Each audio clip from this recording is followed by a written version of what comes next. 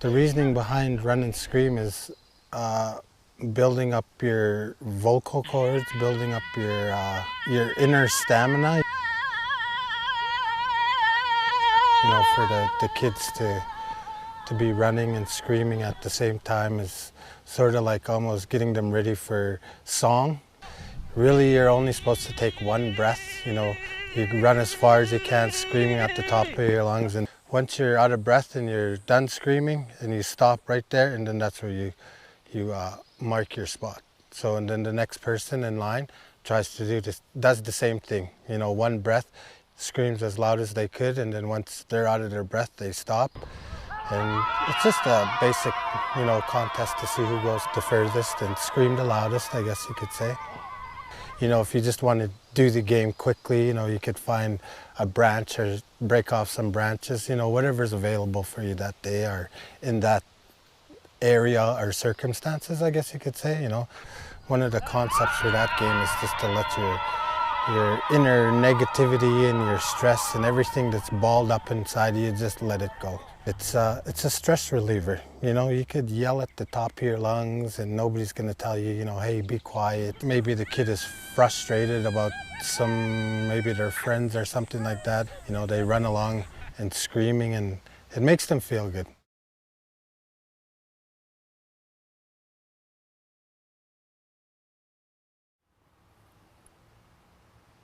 When I make sticks, I cut them roughly about probably, I would say 5 to 6 inches. You know, using Savis berries, using choke cherries, willows. I really like working with willows because willows have a really great scent, right? I cut a stick about maybe 6 inches. I make one end sharp so it can stab in the ground. And then I put them roughly about 4 to 6 feet apart, right behind each other, 4 sticks. Then the participant stands roughly about maybe 6 to 8 feet back. So you use a ball and you stand. And the further you hit, the further stick you hit, the more points you get. So the closer stick to you, the less points you get. Now this ball can roll up to the stick or it can just one bounce, however it may be, as long as you make that stick jump. I always put some pony beads at the end, you know, or some type of beads or something that'll show that stick jumped, you know what I mean? When I teach throwing games, I always make sure I point. Just like a baseball player, you know, just like a pitcher, he always points to his target. You step with your opposite foot and then you throw. You know, I'm left-handed, so I always point with my right side, I step with my right foot, and then I throw, so I can have a follow-through, right? And you always come back to as far as you can. You know, you don't just throw it just like this. You know, you always give it your best, right? Come all the way back, point, and then throw.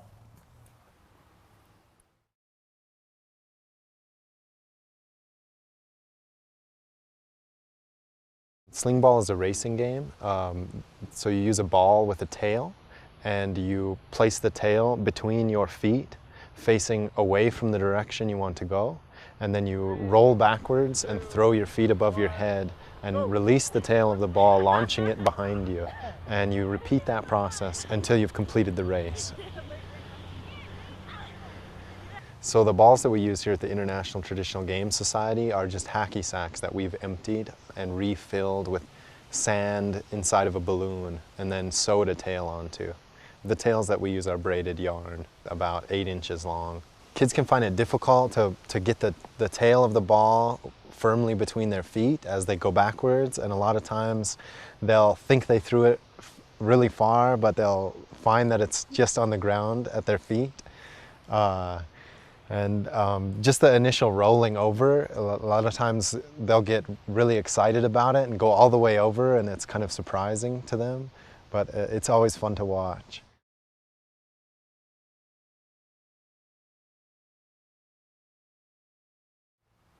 When I play hoop and arrow, again, I always space children out.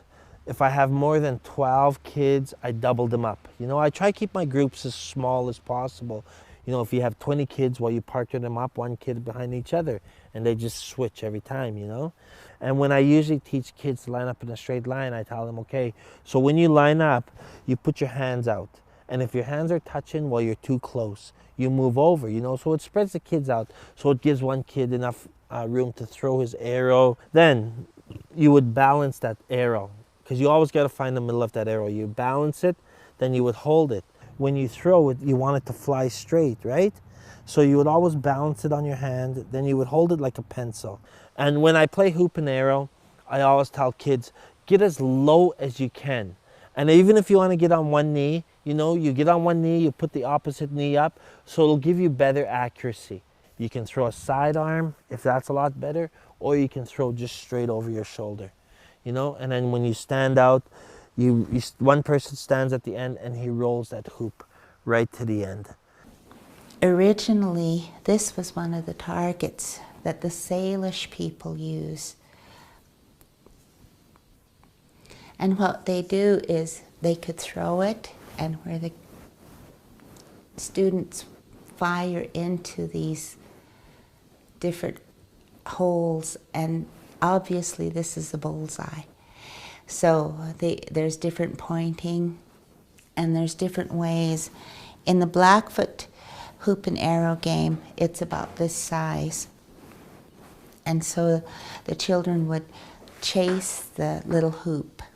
So instead of having rows of people shooting from either side as the hoop flies down the middle of them, they would have individual where they would each have their own little hoop and then firing with a longer arrow. So we always have to play these games to actually build our skills, right? Build our skills so we can go out hunting, we can feed all our people, you know, we can protect our land, we can protect our animals, everything like that.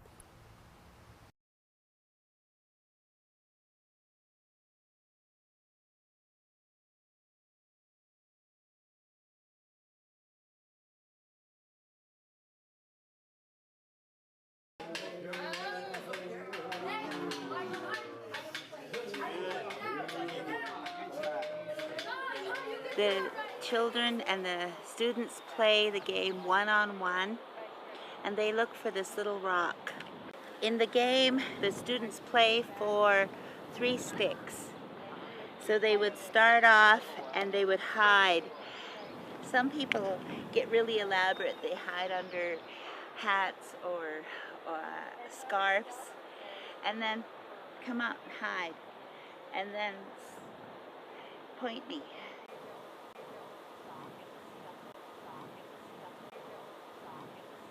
It's either this hand or this hand. There's a 50-50 chance. So if you pointed me this way, you would have missed me. Ah! Woo! And I would have got stick. And then if you pointed me this way, you would have guessed me, and I would have had to give my rock to you. So every time that they don't get guessed, they get away, they would earn a stick until they win all 3 of them. You're observing, you're paying attention to patterns, you're reading the person's body language, but at the same time you listen to your intuition and you learn to trust that if it's telling you that it's in a certain area, a certain place. In these games, our children learn how to get along with each other. They learn how to read people and develop their communication skills. So it could either take a few minutes or up to, some of these games take hours and even days.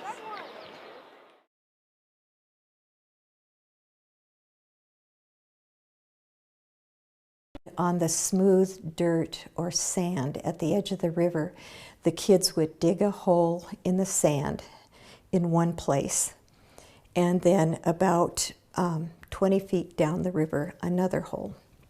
And the idea of the Stonehouse game is that 3 river stones that are flat and about as big as the palm of their hands would be placed in there, and that was their house, their teepee, their home. And the idea was to take them to their new home safely, one rock at a time, very carefully.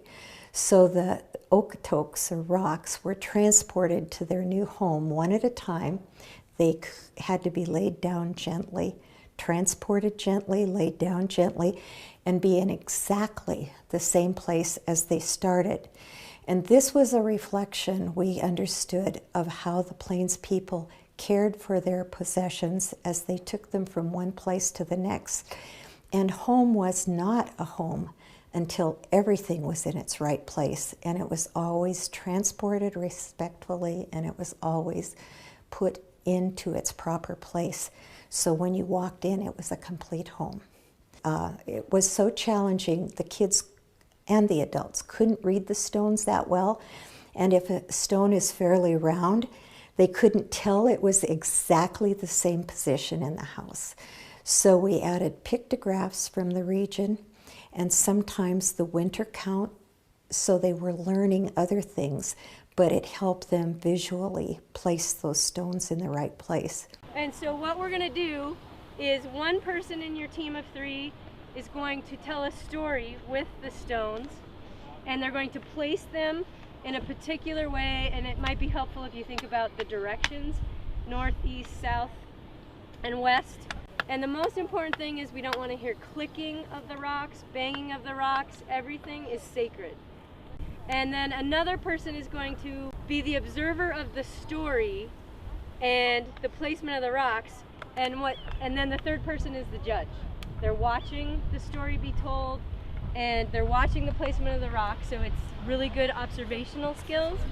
Once the person has told their story and has placed their rocks, then the person that's watching is going to move the teepee over here and move each rock and place it exactly where it was placed. And once all the rocks are placed, you're going to retell the story, and the judge is going to be watching to make sure it was done correctly.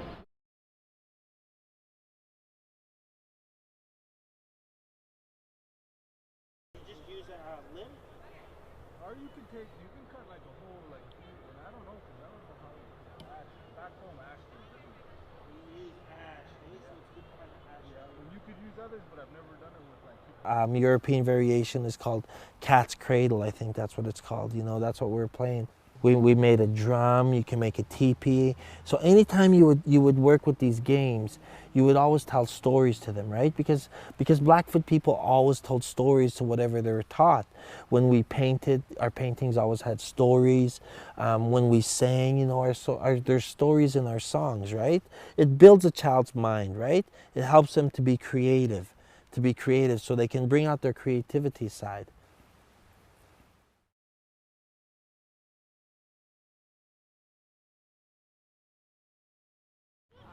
So we tie up 2 people together. They have to try to get out without untying anything. It's pretty fun to watch. Wait.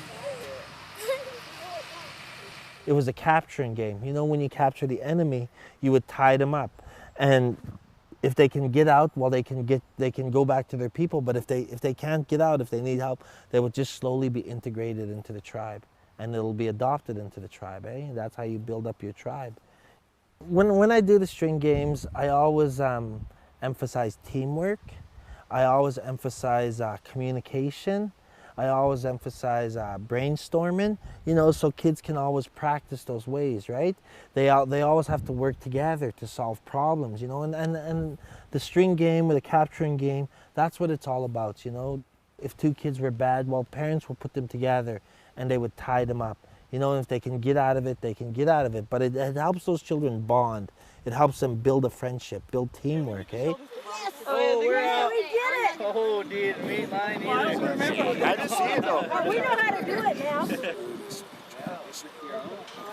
so it's just that way. Without So step through your... Let's just oh, see it too. Same way that I had it before? Okay. Oh wait, I went this way. That's it. Oh, what? We did it!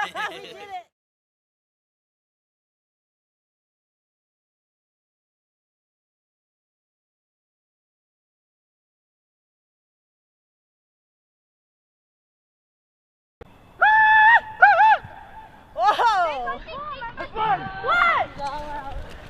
One! Ready to go! One! Oh!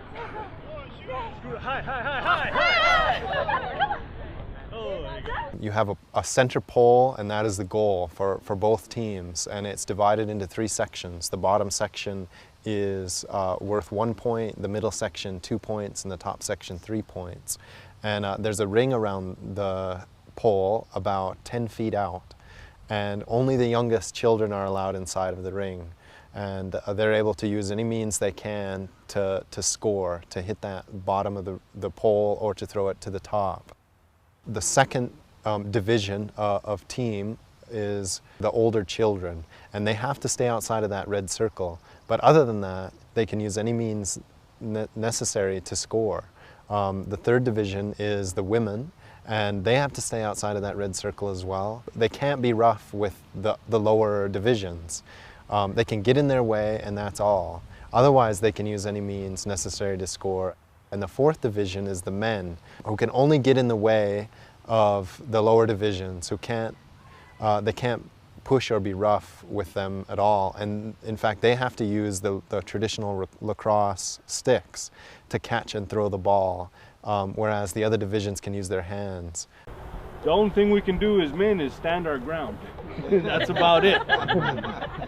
If one of the women comes up and yanks our stick out of our hand, or one of the kids does, or maybe they get a little rough with, you know, They grab your arm. You grab your arm.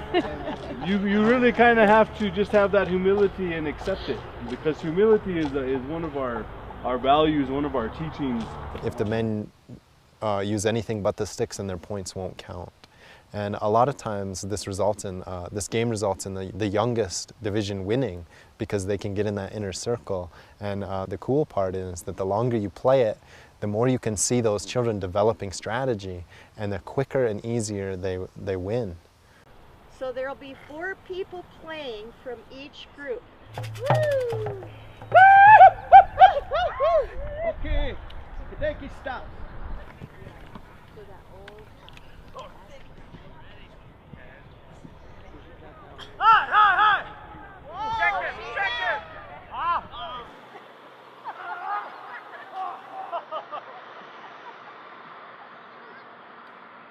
So a lot of times these games would be used to solve conflict, to avoid any type of violence, direct violence. And that would happen in the case of any kind of territorial dispute over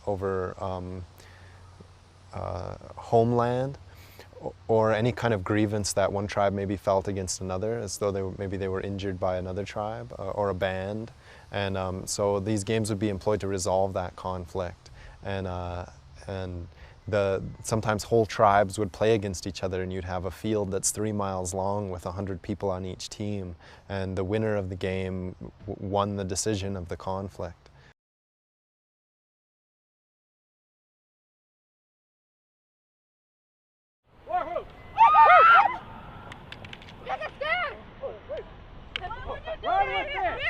Take it down!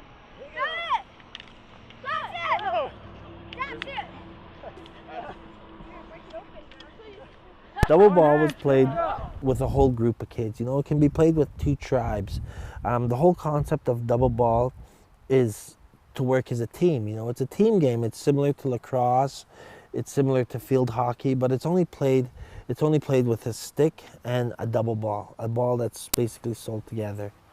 There's different ways that people make the double ball. Some people will just cut off 2 pieces of wood while they're cutting their double ball stick, and they'll just cut the 2 pieces of wood and then join them with the leather or with the sinew.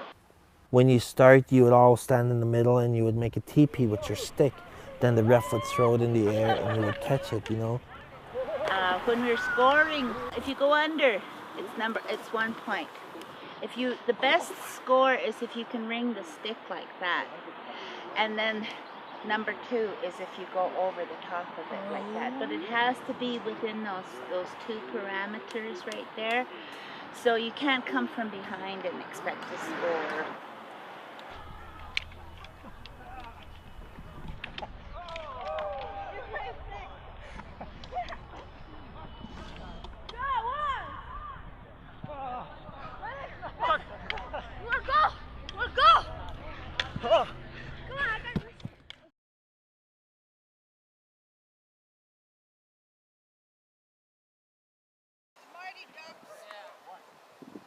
Wancha, Nompa, Yamni.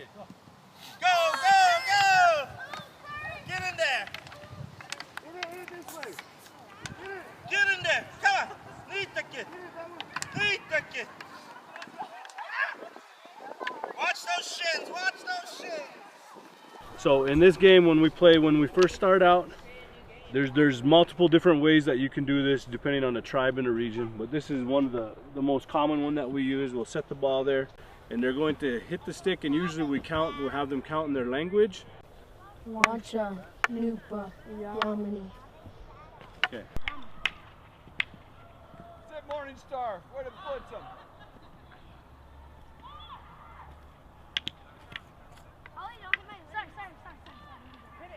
So with these sticks, what we don't want is for people to high swing. So it just, usually a general rule is that they stay below their waist. Most of our games we don't have out of bounds unless it's like a situation where there's a road or something that it might be a safety concern. Otherwise the ball is still in play even if it goes past the goals or out of the way of the field. If you score from the back in most of our games, that's a point for the other team. To my knowledge, from what we've studied with this game, is that it is where hockey originated from. There are people that will try to say that hockey originated from Europe, but we have all kinds of historical accounts of this game being played throughout North America. And there are accounts of Dakota boys playing on the ice back in the 1700s, and you're going to see different variations of it from the regions of where you go, the materials in which you use. So this is a cedar shaft that you use from a cedar sapling that would be on the western side of the Rocky Mountains. A lot of the Salish people, that's what they use. Over on this side, you would chokecherry would be common. With the juniper and a chokecherry, the root system naturally curves. So all you do is dig this up, cut it to the length you want, and clean it up, and you have yourself a stick. And just like a lot of our other games, it was used for conflict resolution, community gatherings, just many different purposes of why they would play this game.